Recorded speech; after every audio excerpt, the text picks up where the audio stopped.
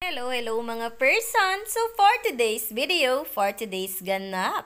Ang mga kaganapang ito ay kanina lamang dahil nagpunta nga kami dito sa may SM Santo Tomas, Batangas.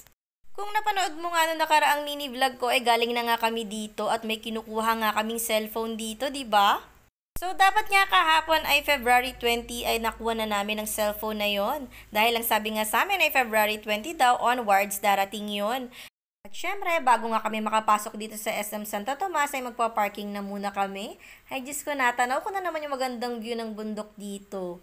At sobrang nakaka-refresh talaga. At heto na nga, nandito na kami sa may entrance, dito sa may likod, sa may parking.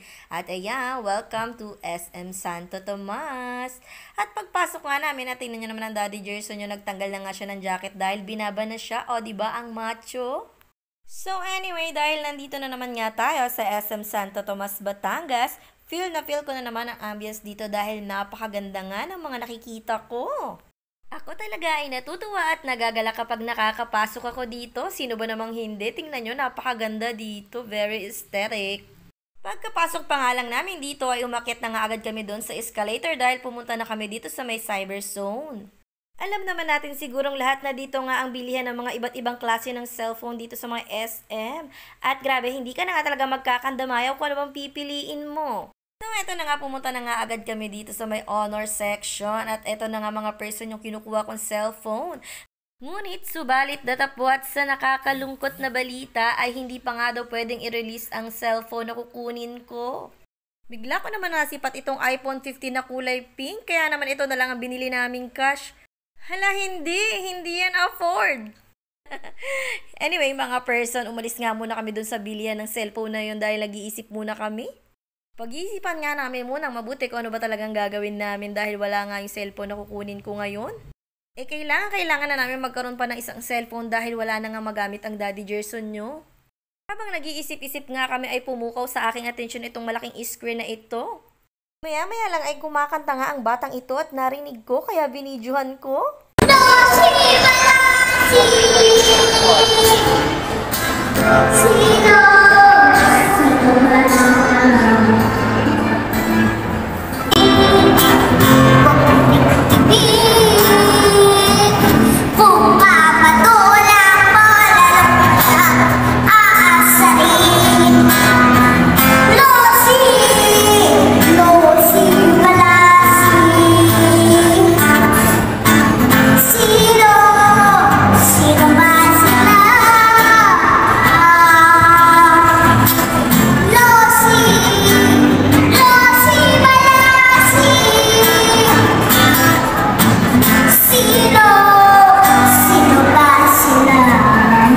Napaka-cute at napaka-bibo naman ang batang iyon. Very talented.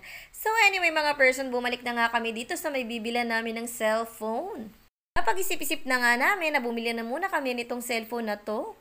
Sinama na lang din namin to sa kukuhaan namin sa home credit dahil nga mabigat ang mag-cash. Pinipilit nga namin na kung pwede bang makuha na namin yung cellphone na kukunin ko ngayon. Kaya lang hindi na rin pa talaga pwede.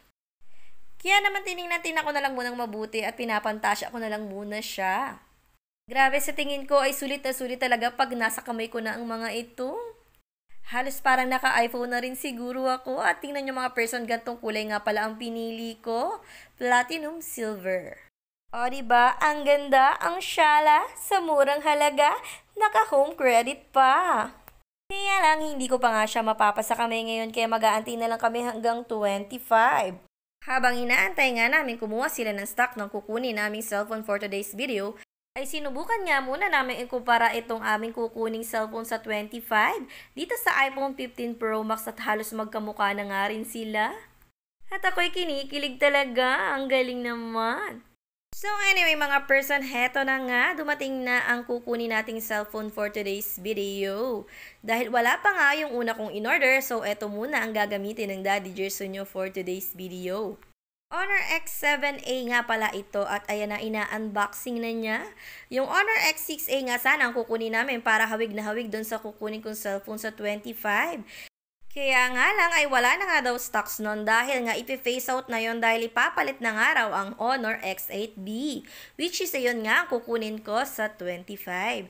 So eto na nga mga person, ayan binuksan na ang bagong cellphone ng Daddy Gerson nyo.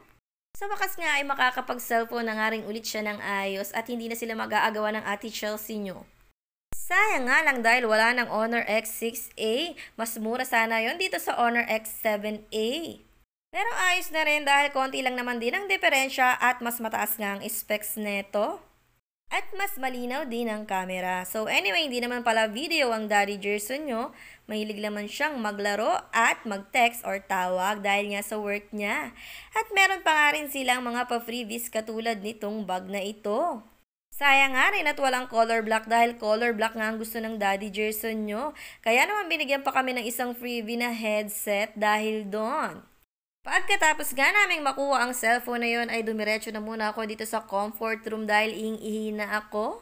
First time ko nga palang mag-CR dito at nagandahan niya rin ako sa CR nila. Ang shala pala dito.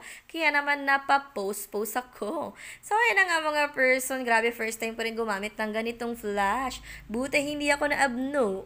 Mabuti na lang din kahit paano ay meron akong common sense, ano? At ayan na nga mga person, tapos na ako mag-CR. Siyempre, sumisilay-silay pa rin ako sa view nitong CR. Napakaganda, may mga pahalaman pa sila. Very aesthetic din talaga dito kahit sa CR lang. Nagmadali na nga rin pala ako dahil naalala ko nga pala at inaantay ako ng Daddy Gerson nyo na masayang masaya sa bagong cellphone niya.